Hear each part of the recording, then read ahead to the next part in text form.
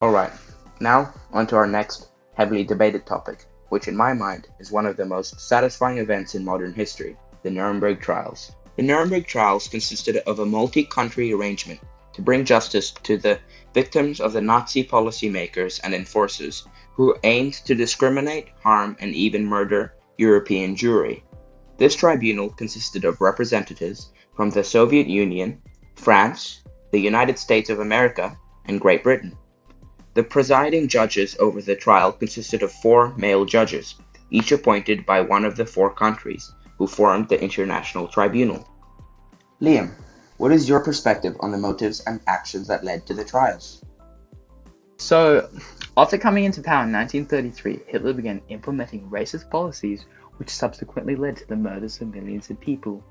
These policies were based in the belief that Jews, in particular, were enemies to the Nazi state, and that Aryans were the superior race. This led to the main Allied powers, who won World War II, to feel the need to bring Nazi war criminals to justice. They established a permanent international court system that dealt with all cases as fairly as possible, regardless of their wealth and position of power.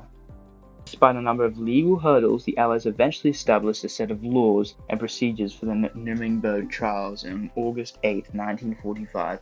The three main categories of crime to be brought to the trials included crimes against peace, war crimes, and crimes against humanity. The city of Nuremberg was selected as the best place to hold the trials as it offered a relatively undamaged palace of justice and a large prison area. The placement of the trials also stood as a symbolic end to the Nazi regime. The Nuremberg trials went on for a total of 10 months, convicting a total of 199 people and sentencing to death 37. Four countries mixed their own legal practices into the trial, similar to the British and American law. The trial included prosecutors and defense attorneys. However, the entire tribunal made the final decision as opposed to a judge and a jury. Doing so, over the 10 months that the trial took place, there was a lot of drama, including death by suicide. One of the accused took his own life before his trial began. Can you just imagine having been a defense attorney for those genociders? It's hard to comprehend that though most people viewed the Nuremberg trials as a fair and just method of bringing to justice the Nazi officials who committed these deplorable crimes, still there were and still are many who do not agree with the Nuremberg trials. They have made the argument that it is unfair to accuse Nazi leaders for violating laws that did not exist when they committed them. They argue that the trials were a way to fulfill political agendas while hiding behind law. I have reached out to the editor of the website at the National World War II Museum in Israel, Avi Shleim, for his take on the Nuremberg trials. Here is a recording of our interview. Hello and good morning. Thank you for agreeing to come on the show. Please could you share your perspective on the Nuremberg trials? Sure. טוב, First, I'd like to thank you for קודם reaching out. אני ארצה This is a topic that interests me very much. לפה. After זה World War משהו II שמאוד ended, עניין אותי the להרבה world זמן. began its search for אחרי מלחמת answers. העולם The השנייה, Allied powers העולם knew the התחיל importance להיות of holding a מוזר fair trial, וחיפשתי שאלות. even though the horrors of the crimes העוזרים committed by the שלי באו Nazis אליי were obvious ודיברו and איתי evident. הרבה על הרבה דברים The אחרים Allies offered layer after layer הנאצים of שעברו פה. evidence.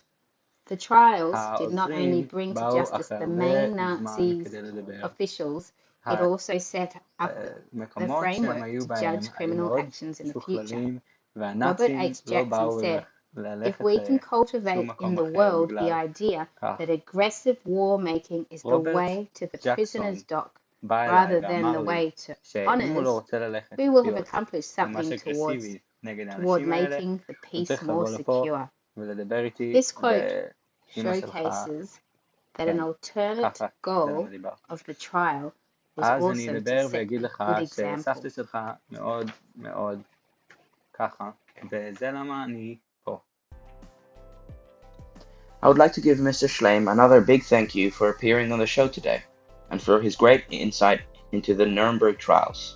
Up next, a couple of interesting perspectives from two people who experienced the Nuremberg trials firsthand. As a 14-year-old, Peter Gardash was deported along with his family to the largest of the Nazi concentration camps, Auschwitz. 1 year later, Peter was one of the many responsible for identifying the men who sent him and his family to the gas chambers.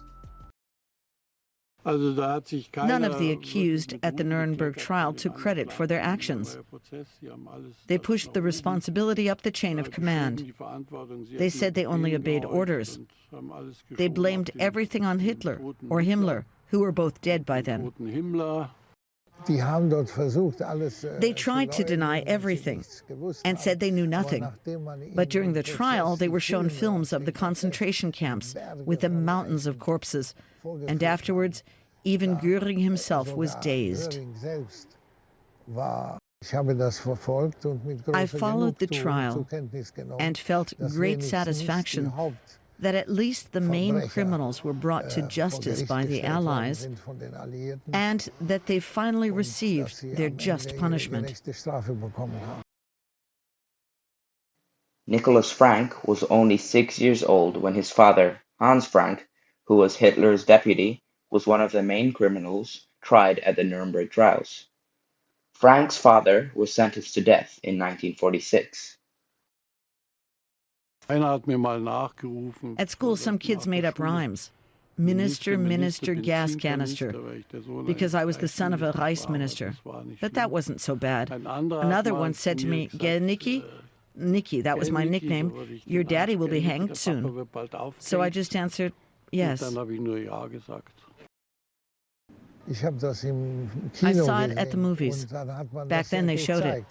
Not how they were hung, but how they lay in their coffins, with the white and black striped noose around their necks. And I thought, they all deserve to wear that necktie. Hopefully that gives you a brief idea of the different perspectives that many share on the Nuremberg trials.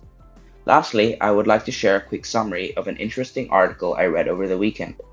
The article explains that as of recently, politicians, along with many historians, believe that a new global treaty on crimes against humanity is overdue.